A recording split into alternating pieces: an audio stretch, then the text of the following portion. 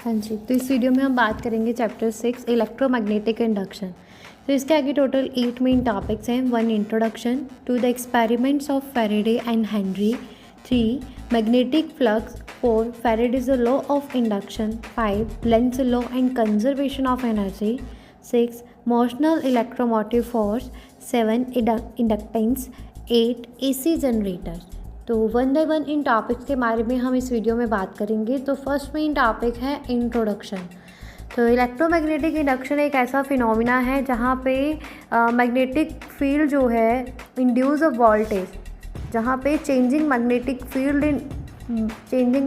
Field induces a voltage in a conductor, और लगातार जो है इलेक्ट्रिक करंट जो है वो फ्लो कर सकता है। तो फंडामेंटल कंसेप्ट जो है ये एक्सप्लेन करता है कि कैसे इलेक्ट्रिकल एनर्जी जो है वो जनरेट होते हैं मैग्नेटिक फील्ड्स में से, और forming the basis for many electrical devices. तो कोर रिक्वायरमेंट जो है for electromagnetic induction is a changing magnetic field either by moving a magnet near a conductor or by bearing the current in a nearby circuit।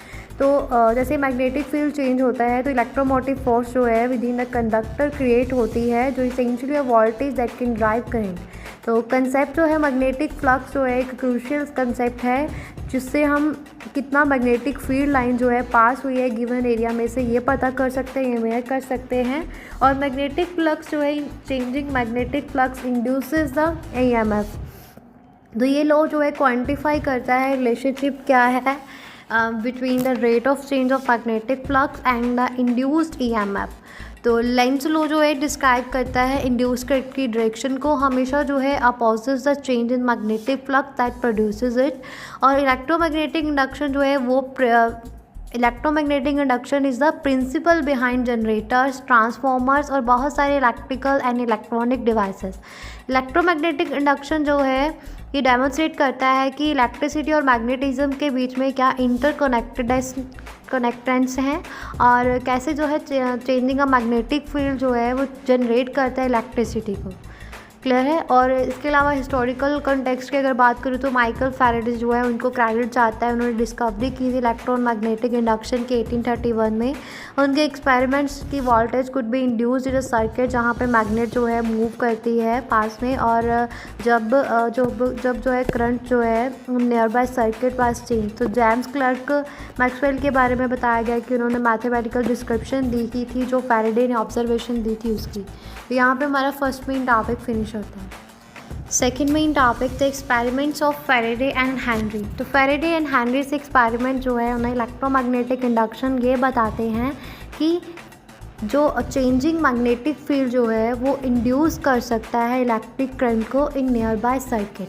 तो Faraday experiment जो है उसमें एक coil जो है कनेक्ट होती है गैल्वेनोमीटर और बार मैग्नेट के साथ, और जब हम मूविंग करते हैं मैग्नेट को टूवर्ड्स और अवे फ्रॉम द कॉइल तो देखा जाता है कि गैल्वेनोमीटर में डिफ्लेक्शन होती है, रिफ्लेक्शन दिखाई देती है जो इंडिकेटिंग अ करंट फ्लो।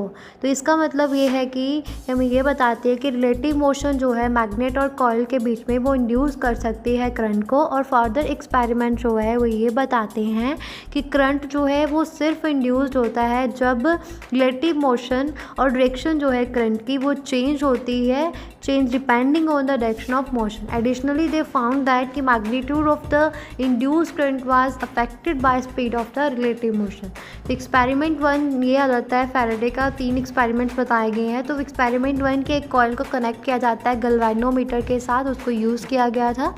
और जब बार मैग्नेट जो है मूव की गई थी टूवर्ड्स और अवे फ्रॉम द कॉइल तो गैल्वेनोमीटर जो है शोड डिफ्लेक्शन जो ये बताती है indicating the presence of induced current. Experiment 2 ये था कि instead of a bar magnet एक करंट कैरिंग कॉइल जो है वो यूज़ की गई थी, और moving the coil near the other coil also induce the current, demonstrating that कि फील्ड मैग्नेटिक फील्ड जो है वो क्रिएटेड होता है by the current was responsible for the induction. Experiment 3 में 2 स्टेशनरी कॉइल्स यूज़ की गई थी, और एक जो कॉइल थी वो कनेक्ट की गई थी प्राइमरी बैटरी के साथ, प्राइमरी कॉइल के साथ, और दूसरी जो है गैल्वेनोमीटर सेकेंडरी कॉइल के साथ। और जब करंट जो है प्राइमरी कॉइल में वाज स्विच्ड ऑन और ऑफ तो गैल्वेनोमीटर जो है in the secondary coil showed a momentary deflection जो ये बताती है कि changing current in one coil can induce the current in another. तो इसमें कुछ आ जाता है जैसे कि रिलेटिव मोशन जो है between a magnet and a coil, या फिर बिटवीन टू कॉइल्स इंड्यूस करते हैं करंट को, और इंड्यूस करंट जो है वो last as long as the change in magnetic field is present. Direction जो है इंड्यूस करंट की वो डिपेंड करती है कि direction of change in magnetic field के ऊपर, और मैग्नीट्यूड जो है इंड्यूस करंट का वो रिलेट करता है rate of change of magnetic field के साथ। जबकि फैराडे जो है उसको क्रेडिट दिया गया with the discovery of electromagnetic induction. तो जोसेफ हेनरी जो है उन्होंने independently made a similar observation around the same time, और हेनरी से work focused on the properties of electromagnet and induction of currents in coil. तो इन्होंने discover किया principle of self induction को, जहाँ पे करंट जो है, चेंजिंग करंट जो है in a coil induce a voltage in the same coil. तो फैराडेज और हेनरीज एक्सपेरिमेंट जो है वो फाउंडेशन है फॉर अंडरस्टैंडिंग इलेक्ट्रोमैग्नेटिक इंडक्शन, जो कि बहुत ज़्यादा फंडामेंटल प्रिंसिपल है इन फिजिक्स, और इसके बहुत सारे न्यूमरस जो है प्रैक्टिकल एप्लीकेशंस है, जिसमें इलेक्ट्रिकल जनरेटर्स, ट्रांसफॉर्मर्स और बहुत सारे इलेक्ट्रिकल डिवाइसेज आ जाते हैं। तो यहाँ पे हमारा फर्स्ट एंड सेकंड में टॉपिक फिनिश होता है।